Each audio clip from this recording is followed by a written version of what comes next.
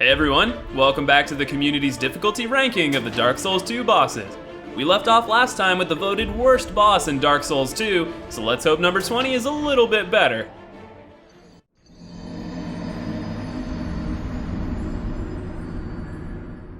Before we really get into this, I should mention that this footage was actually my first time fighting NASHANDRA. I started a playthrough a few months back and I only finished about 90% of the main game before dropping it. So this is my one and only fight with NASHANDRA. What do I think of it? Well, my first thought is it's a spooky fight, and that's because these little orbs floating around constantly curse you and drain your health. From my understanding, you can actually destroy these orbs to make the fight easier, but at this point I found it best to just tank the damage and go all out offensive. And it paid off, but this was probably a stupid strategy that wouldn't pay off most of the time. For any Dark Souls 2 vets watching out there, I'd love to hear in the comments how you handled this boss the community considers to be middle of the pack.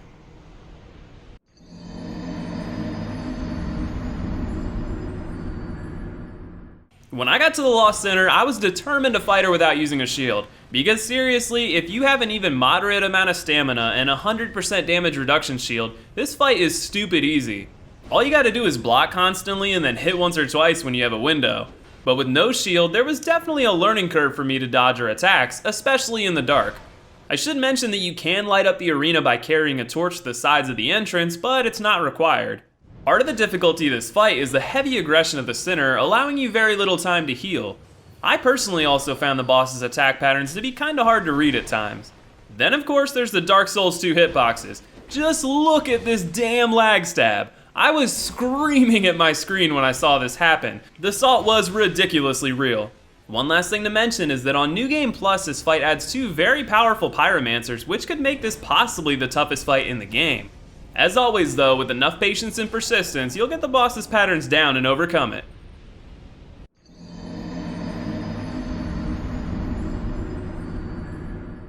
Boy did I hate this boss the first time around.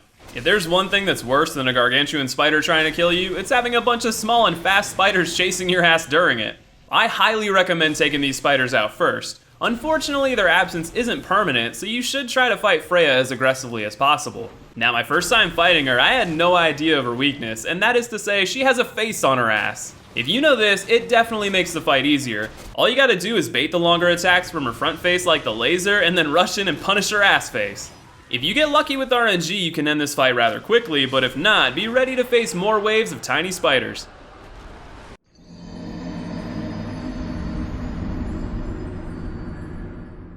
Undoubtedly one of the best fights in the game, the Looking Glass Knight battle is fought in a gorgeous arena with some very interesting mechanics. He has what seems like an impenetrable shield and some very strong attacks. For the most part though, these moves are well telegraphed, giving you ample time to dodge and counter. The real difficulty of this fight is also a variable one. At a certain point, the knight will slam his shield down and summon a helper. The catch is, if any human player has thrown their sign down outside the arena, they can be summoned to assist the knight. Depending on the quality of the player, this can take the fight from moderate to incredible difficulty. Your best bet is to play this fight as aggressively as possible to ensure that Mirror Knight is low on health when he summons. Then afterward, kill him swiftly while ignoring the Phantom. Whatever happens though, there's no doubt that while this fight can be tough, it can also be very fun.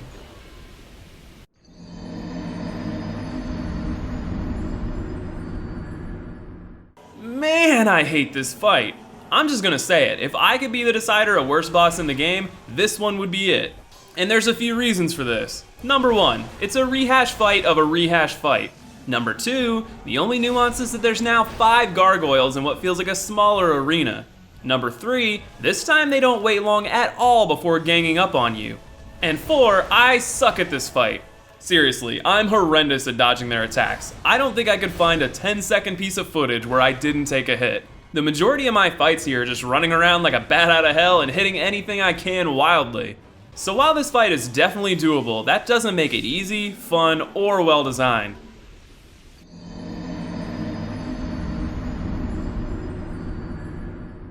Woohoo! Let the ganks begin!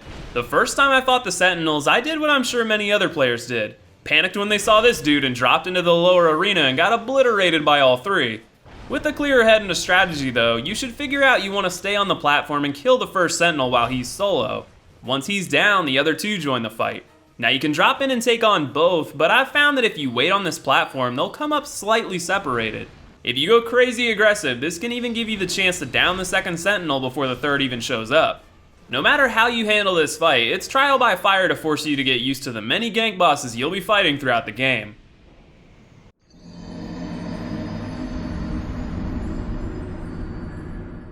VELSTAT is a cool dude with an awesome weapon. Just like Gehrman on my Bloodborne list though, I don't think this is a boss I can agree with the ranking on. This guy honestly fights like an easier version of one of those giant mace warriors from Hyde's Tower of Flame. He telegraphs his attacks heavily and leaves large windows of opportunity to attack if you time your dodges correctly. Most fights I've got him with barely any health left by the time his buff is active. I think the main reason I found this fight easy is that there's been so many fights in the game leading up to this point that prepared you for this type of fight. So as a late game boss, VELSTAT doesn't stack up to be much of a challenge for me. With the 14th ranking on our list though, I'd love to hear more from the community on this one.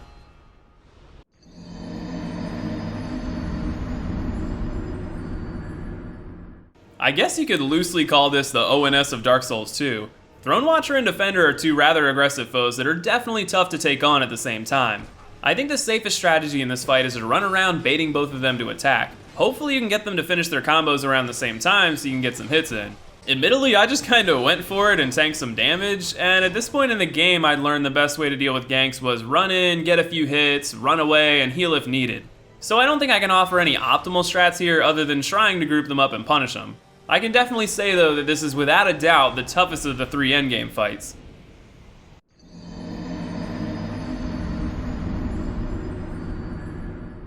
And so we finally come to our first DLC boss, of which there are 9. And we've only got 12 spots left. That should be as clear a proof as you need that the DLC bosses are the premium difficulty bosses in the game. Even better, I never played the DLC before this run, so you get to watch me face these bosses for the first time. Our first DLC entry is AAVA, the King's Pet. The first thing to mention is that if you go straight to the boss without exploring, you'll have to fight an invisible version. This is incredibly difficult as you only have sound to rely on. But once visible, the boss is still challenging. It has some very delayed windups that can be tricky to dodge, it has some wide hitboxes, and it hits like a freight train. My suggestion for fighting AAVA is to stay near the front of her and roll under at the right moment to counter. With enough of that and a little luck, you'll slay the first Ivory King beast.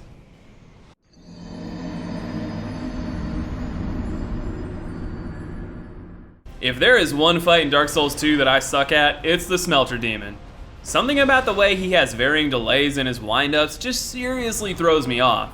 He's also very aggressive, making it nearly impossible to heal without dodging a move and forgoing a counter hit first. To top it all off, once he enrages, you'll take damage anytime you get near him from his flames. And lastly, the dude hits as hard as any boss I've ever fought in Soulsborne, and that's just on new game. This is a boss you must absolutely be aggressive against to come out on top. The longer you delay the fight, the more health he'll have in his final phase. And staring him down in phase 3 with the majority of his health is a truly frightening encounter and definitely one of the hardest in the game for me.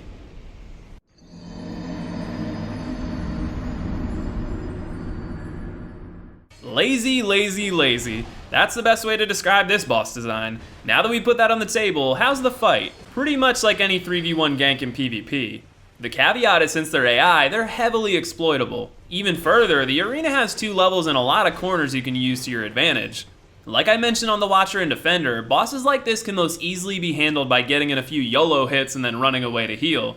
There are 3 NPCs, a weak archer, a fast attacking rapier user, and a Havel monster, further knowledge that can be used to exploit them even more specifically. Even though I don't think this is the best boss design, I won't lie when I say I was exhilarated to beat these gankers on my first try.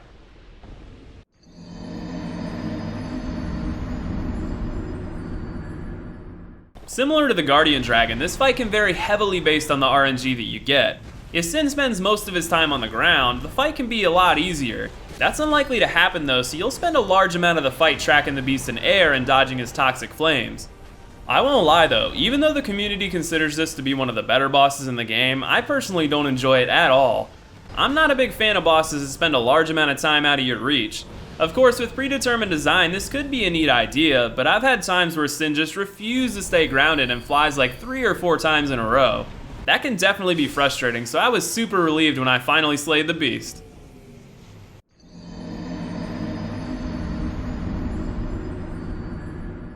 Man, this boss is just an all-out thrill ride. Even before you touch the fog gate, the rally of the Loist Knights is really cool. This leads into a badass drop into hell.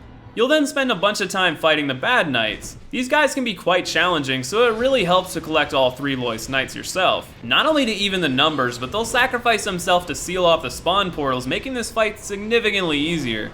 As for the king himself though, he's no slouch. He attacks similarly to the smaller enemies you've been fighting up to him, but he dishes out a lot more damage.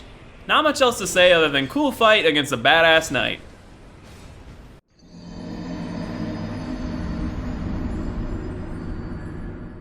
Of course, another gank boss.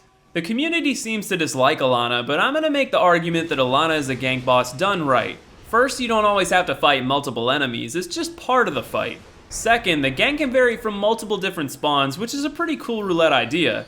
Third, ELANA is relatively non-aggressive while you deal with the ads, which makes the fight less frustrating. Of course, this all applies until she summons VELSTAT. That's right, she can summon our 14th hardest boss to fight alongside her. So basically, if you get no VELSTAT, this fight is kinda average. If she calls him out though, get ready for some pain.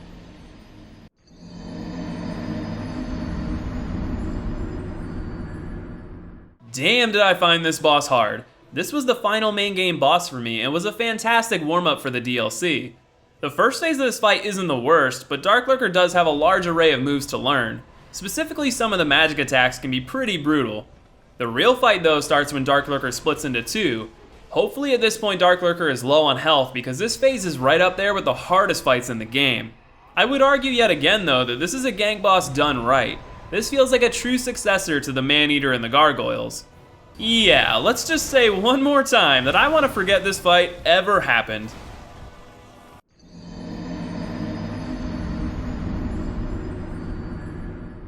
Did I mention how bad I suck at dodging Smelter Demon? I audibly screamed, "No fucking way," when I walked in this room for the first time. Which deserves its own shout out because the path to this boss is absolutely brutal. Back to Blueberry. This is seriously just the worst. Not only do you have to kill 2 of these bastards in every playthrough, but this one is even harder. Why? FromSoft mixed up the timing of his attacks. If his odd delay pattern wasn't already hard enough to figure out, now some of the attacks are faster and some are even more delayed. It just sucks. I honestly can't believe it only took me 3 tries to kill this guy. For any of you that accept the challenge of this optional boss, I wish you all the best.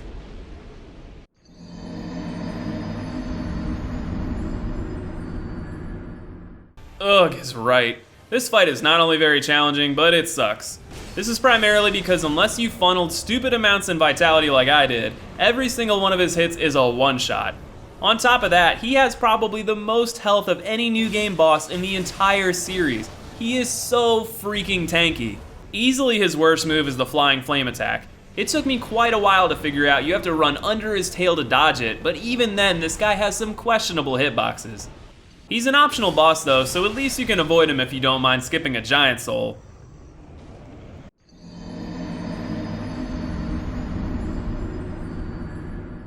This fight is awesome! My personal favorite fight in the game goes to this badass samurai knight. It's the closest thing in the PvE game that feels like an honorable duel between 2 powerful warriors.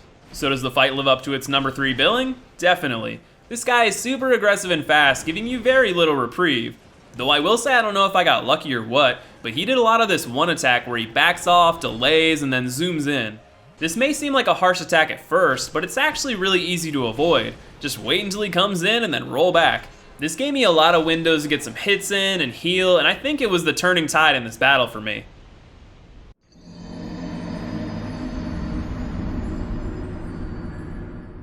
Did you find AAVA difficult? Well, then I feel sorry for you, because after running through one of the shittiest areas in Soulsborne, you have to fight 2 AAVAs. Putting aside the fact that this is yet again super lazy boss design, this fight can be seriously difficult. One fact to take advantage of is that the second AAVA doesn't enter the fight until the first one reaches 33% health. So be sure to time it so you can quickly annihilate the first AAVA when it crosses that threshold. Of course, this isn't entirely in your control because they can jump away like assholes. Once you got it narrowed down to 1, it's just like fighting AAVA again. That is until the boss hits 20% life, buffs its damage, and starts regenerating health. Just like mentioned before, take advantage of this to slay the beast before it even gets the chance to buff. Knowing this fight was likely going to come in near the top, I felt ridiculously happy to beat it on my first try.